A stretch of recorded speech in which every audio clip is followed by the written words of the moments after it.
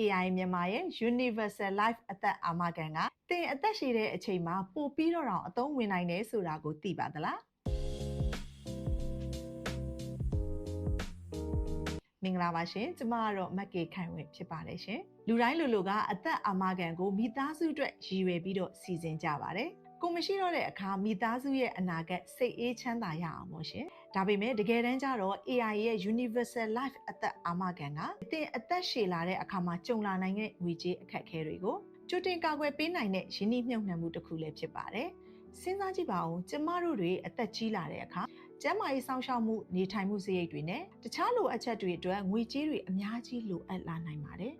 ဝင်ငွေမှန်မှန်မရှိတော့တဲ့အခါဒါမှမဟုတ်ရုတ်တရက်ကျန်းမာရေးပြဿနာတွေကြုံလာတဲ့အခါဒီစရိတ်တွေကိုကျမတို့ဘယ်လိုစီမံခန့်ခွဲကြမလဲ AI မြန်မာရဲ့ Universal Life ကစုငွေပါတဲ့အာမခံဖြစ်တာကြောင့်ဒီလိုအခြေအနေမျိုးတွေအတွက်ကြိုတင်ပြင်ဆင်ထားနိုင်ပါတယ်လိုအပ်တဲ့အချိန်မှာအာမခံတဲ့ကငွေကြေးကိုထုတ်ယူသုံးစွဲနိုင်ပြီးအငြိမ်းစားယူပြီးချိန်ဒါမှမဟုတ်အရေးပေါ်အခြေအနေတွေမှာငွေကြေးအထောက်ပံ့ရရှိနိုင်ပါတယ်။ဒါအပြင်ထဝစင်မတန်မစွမ်းဖြစ်တဲ့အခါမျိုးဥပမာလေဖြတ်သွားတဲ့အခါမျိုးနဲ့ကုသရခက်တဲ့ကင်ဆာလိုယောဂမျိုးနဲ့ကြုံလာခဲ့ရင်လေအာမခံကသတ်မှတ်ထားတဲ့ငွေကြေးအထောက်အပံ့ကိုရရှိနိုင်မှာဖြစ်ပါတယ်။အသက်ကြီးလာရင်ဆေးကုသဆေးတွေကအကြီးမားဆုံးစိန်ခေါ်မှုတွေကတစ်ခုဖြစ်ပါတယ်။ကျမတို့အသက်အာမခံတဲ့အတူကျန်းမာရေးအလုံးစုံအာမခံကိုပါတွဲဖက်စီမံထားမယ်ဆိုရင်ဆေးရုံဆေးနဲ့ကုသဆေးတွေအတွက်စိတ်ဖိစီးမှုတွေကနေလုံးဝကိုယွန်းနေသွားပါလိမ့်မယ်။ဒါကြောင့်အသက်အာမခံဆိုတာတင့်မိသားစုရဲ့အနာဂတ်အတွက်ကာကွယ်ခြင်းသက်မဟုတ်ပဲတင်ကိုယ်တိုင်ရဲ့အသက်ရှည်ကျန်းမာတဲ့ဘဝအတွက်ပါ